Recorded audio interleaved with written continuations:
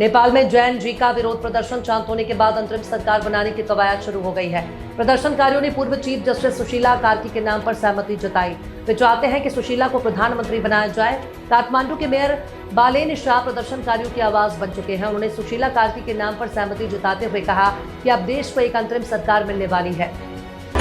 सोने की कीमत में पिछले कुछ दिनों से अंदर जबरदस्त तेजी देखी जा रही है। श्रम बाजार की कमजोर हालत, बेरोजगारी के पिछले 4 हफ्तों में सबसे ज्यादा दर के बीच सोना ऑल टाइम हाई पर पहुंच चुका है। राष्ट्रीय राजधानी दिल्ली में 24 कैरेट सोना जहां 1,11,430 रुपए प्रति 10 ग्राम की दर से बिक रहा है, तो वहीं 22 कैरेट सोना का भाव 1,02,150 रुपए है। सोना लंबे समय से महंगाई के मुकाबले बेहतर रिटर्न देने वाला विकल्प रहा है।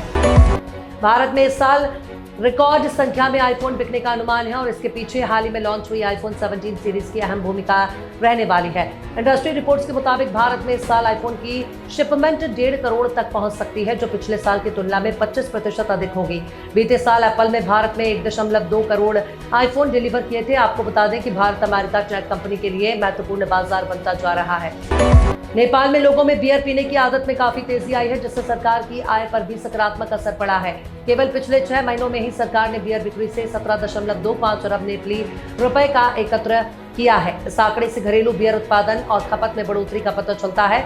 देश में बियर की बढ़ती लोकप्रियता के पीछे युवा पीढ़ी में बढ़ती मांग और शहरी क्षेत्रों में बार और रेस्टोरेंट्स की संख्या में वृद्धि मुख्य कारण बताए जा रहे हैं। उत्तराखंड में मानसून का प्रकोप थमने का नाम नहीं ले रहा। मौसम विभाग ने प्रदेश में अधिकांश हिस्सों में अगले 5 दिनों तक भारी बारिश की चेतावनी जारी करते हुए येलो अलर्ट तक घोषित किया। यह अलर्ट 14 सितंबर तक प्रभावी रहेगा, जिसमें पर्वतीय जिलों में तेज बारिश, आकाशीय बिजली गिरने और भूस्खलन का खतरा मंडरा रहा है। मैदानी इलाकों में भी हल्की से मध्यम वर्षा की संभावना है, जो जनजीवन को प्रभावित कर सकती है।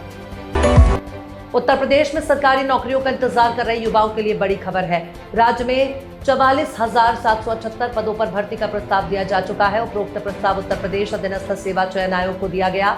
बता दें कि यूपी में ग्रुप सी की भर्तियों का जिम्मा उत्तर प्रदेश अधीनस्थ सेवा चयन आयोग के पास है। 14 सितंबर रविवार के दिन एशिया कप में भारत बनाम पाकिस्तान मैच खेला जाएगा। आमतौर पर भारत पाक मैच के टिकट चंद घंटों में बिक जाते हैं, लेकिन लगता है कि 14 सितंबर के मैच के लिए फैंस के भीतर कोई क्रेज नहीं है।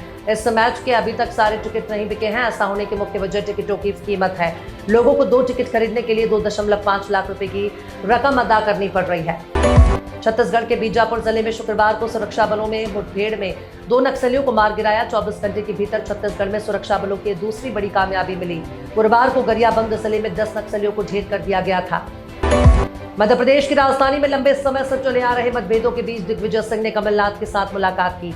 उन्होंने दोनों की तस्वीर साझा करते हुए लिखा कि उनके और कमलनाथ के बीच लगभग 50 वर्षों से पारिवारिक और राजनीतिक संबंध रहे।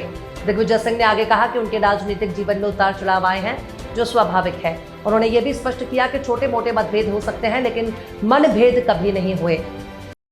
टेस्ला के सीईओ एलन मस्क फिर से दुनिया के सबसे अमीर आदमी बन गए हैं, जबकि अभी एक दिन पहले ये खबर सामने आई थी कि ओरेकल के स्टाफ में तेज उछाल के बाद कंपनी के को founder Larry Ellison Bloomberg index में अरबपतियों में पहले नंबर पर हैं।